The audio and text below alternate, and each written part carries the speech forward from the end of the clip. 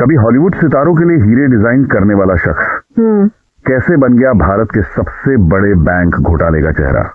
आज बात नीरव मोदी और उनके मामा मेहुल चोकसी की। हाँ बिल्कुल, एक बहुत ही सेंसेशनल केस रहा है। पंजाब नेशनल बैंक पीएनबी से आप सोचिए लगभग $2 अरब। हाँ, मतलब करीब 14,000 करोड़ रुपए से भी ज्यादा, बहुत बड़ी रकम है। और ये सब हुआ फर्जी लेटर ऑफ अंडरटेकिंग यानी LOUs के जरिए। तो आज हमारे पास जो दस्तावेज हैं, जो रिपोर्ट्स हैं, CBI, ED के पेपर्स, उनके आधार पर कोशिश करेंगे समझने की कि ये सब कैसे मुमकिन हुआ, दुनिया भर में क्या एक्शन हुआ और नतीजा क्या निकला अब तक। बिल्कुल, और ये सिर्फ एक बैंक फ्रॉड नहीं है जैसा आपने कहा, ये कहानी है हमारे बैंकिंग सिस्टम की कमजोरियों की, कैसे उनका फायदा उठाया गया।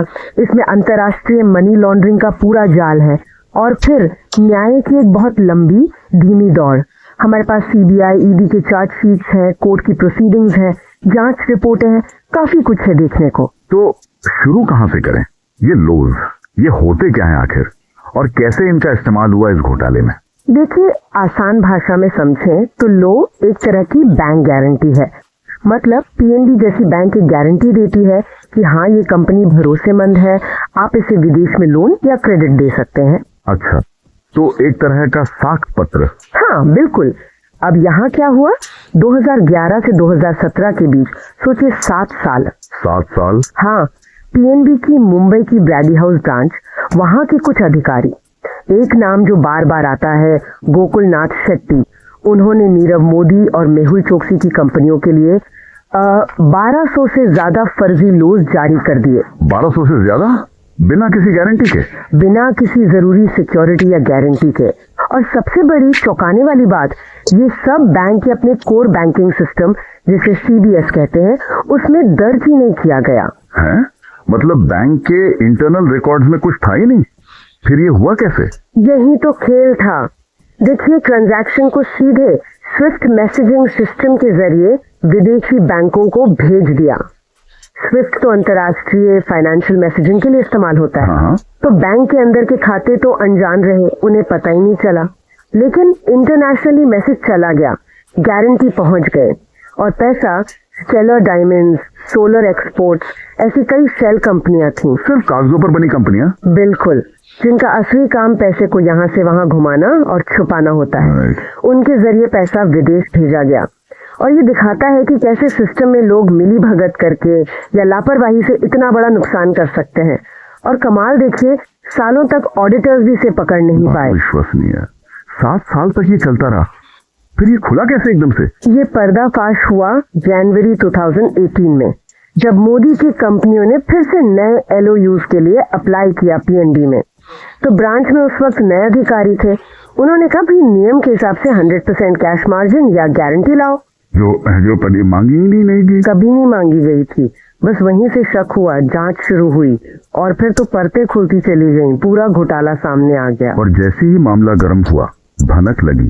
जनवरी 2018 में ही दोनों मुख्य खिलाड़ी नीरव मोदी और मेहुल चोकसी देश से फरार। हाँ, ये टाइमिंग बहुत कुछ कहती है। नीरव मोदी पहुंचे लंदन, सुना है वहाँ करोड़ों का अपार्टमेंट भी लिया। जी हाँ, और मेहुल चोकसी तो जैसा आपने कहा और भी क्या कहें, शातिर निकले। उन्होंने तो घोटाला सामने आने से कई महीने पहले ही 2017 में ही एंटीगुआ की नागरिकता ले ली थी। मतलब पूरी प्लानिंग थी। लगता तो ऐसा ही है, बिल्कुल सोची समझी योजना का हिस्सा।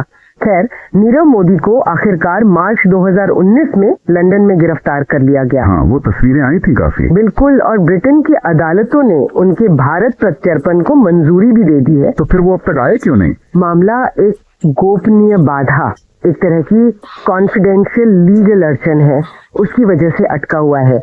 इसकी डिटेल्स पब्लिक नहीं है। उनकी जमानत याचिकाएं तो कई बार खारिज हो चुकी हैं, लगातार जेल में है वो। और सबूतों में फोन और सर्वर से छेड़छाड़ की बात भी आई थी। हाँ, ED ने ये आरोप भी लगाया कि सबूत मिटाने की कोशिश हुई। तो ये तो हुई नीरव मोदी की कहानी लंदन में। उनके मामा मेहुल चोकसी, उनका मामला तो और भी फिल्मी रहा है। एंटीगुआ से डोमिनिका, फिर वापस। हाँ, वो तो एक अलग ही ड्रामा चला। लेकिन जो ताजा अपडेट है वो ये कि अप्रैल 2025 में उन्हें बेल्जियम के एंटवर्प शहर में गिरफ्तार कर लिया गया। सुने, ग्रोसरी खरीदते हुए पकड़े गए। अच्छा, बेल्जियम में? जी हाँ, और उनकी भी जमानत याचिका खारिज हो गई है। उनके प्रत्यर्पण पर भी सुनवाई अब जल्द होनी है। तो मतलब दोनों पर शिकंजा कस रहा है। अब जरा कानूनी कार्रवाई और रिकवरी की बात करें। आरोप क्या है इन पर, और जो पैसा लूटा गया क्या कुछ वापस मिला है? आरोप तो गंभीर है। आपराधिक साजिश, धोखाधड़ी, मनी लॉन्ड्रिंग, ये सब सीबीआई और ईडी दोनों ने हजारों पन्नों की चार्जशीट फाइल की है। ब्रिटेन की अदालत ने भी माना कि ईडी ने जो दस्तावेज और गवाहों के बयान पेश किए हैं वो पहली नजर में केस बनाने के लिए काफी है, जिसे प्राइमा फेसी एविडेंस कहते हैं। और पैसे की वसूली 14,000 करोड़ में से कुछ हाथ लगा? हाँ, ईडी ने काफी तेजी दिखाई है। अब तक करीब 2,600 करोड़ से ज्यादा की संपत्ति जब्त की है। अच्छा, मतलब कुछ रिकवरी हुई है? हाँ, इसमें महंगी ज्वेलरी है, करोड़ों की पेंटिंग्स हैं, पिकासो की पेंटिंग भी जब्त हुई। अरे वाह। विदेशों में बैंक खाते हैं, न्यूयॉर्क में penthouse, real estate, yacht, बहुत कुछ। और भगोड़ा आर्थिक अपराधी अधिनियम जो नया कानून आया है, हाँ, फ्यूजिटिव इकोनॉमिक ऑफेंडर्स एक्ट, उसका भी इस्तेमाल हुआ है। इससे सजा होने से पहले ही संपत्ति जब्त करने में मदद मिलती है। इस पूरे एपिसोड ने भारतीय बैंकिंग सिस्टम को तो हिला ही दिया होगा। पीएनबी पे क्या असर पड़ा? क्या कुछ बदला इसके बाद? बिल्कुल हिला दिया। पीएनबी को जबरदस्त नुकसान हुआ। उनकी स्टॉक पर, उनकी प्रतिष्ठा पर बहुत बड़ा सवाल उठा। लेकिन इसके बाद बैंकिंग सेक्टर में कई जरूरी सुधार भी हुए हैं। जैसे आरबीआई ने लोन जारी करने पर पूरी तरह से रोक लगा दी, वो सिस्टम ही बंद कर दिया। मतलब अब लोन्स अब इशू ही नहीं होते? नहीं। और सबसे बड़ा कदम शायद ये था कि सभी बैंकों के लिए अपने स्विफ्ट सिस्टम को कोर बैंकिंग सिस्टम यानी सीबीएस से इंटीग्रेट करना अनिवार्य कर दिया गया। मतलब अब हर इंटरनेशनल मैसेज का रिकॉर्ड इंटरनल सिस्टम में भी होगा? एग्जैक्टली, ताकि ऐसी कोई अनधिकृत लेन देन छुप न सके। पारदर्शिता बढ़ी है। और हाँ, कई बैंक अधिकारियों पर भी एक्शन हुआ, गिरफ्तारियां हुई, सजाएं हुई। तो अगर हम आज की स्थिति देखें, नीरव मोदी लंदन की जेल में उस गोपनीय बाधा के हटने का इंतजार कर रहे हैं ताकि उनका प्रत्यर्पण हो सके, और मेहुल चौकसी बेल्जियम में प्रत्यर्पण की कार्यवाही का सामना कर रहे हैं। बिल्कुल सही, यही ताजा स्थिति है। ये पूरा मामला दिखाता है कि ग्लोबल फाइनेंशियल सिस्टम कितना कॉम्प्लेक्स है और कैसे उसमें सेंध लगाई जा सकती है। लेकिन साथ ही ये इस बात को भी उजागर करता है कि इंटरनेशनल कॉपरेशन, डिजिटल फुटप्रिंट, जो सबूत पीछे रह जाते हैं, और लगातार कानूनी प्रयास, ये सब मिलकर अपराधियों को आखिरकार कानून के दायरे में ला सकते हैं, चाहे वो कहीं भी छुपे हो। सही कहा। यहाँ एक सोचने वाली बात जरूर रह जाती है, क्या हीरे की चमक, चाहे वो कितनी भी तेज क्यों ना हो, क्या वो हमेशा धोखाधड़ी के कागजी निशान को छुपा सकती है? बहुत गहरा सवाल है, और शायद इसका जवाब हमें वक्त के साथ मिलेगा।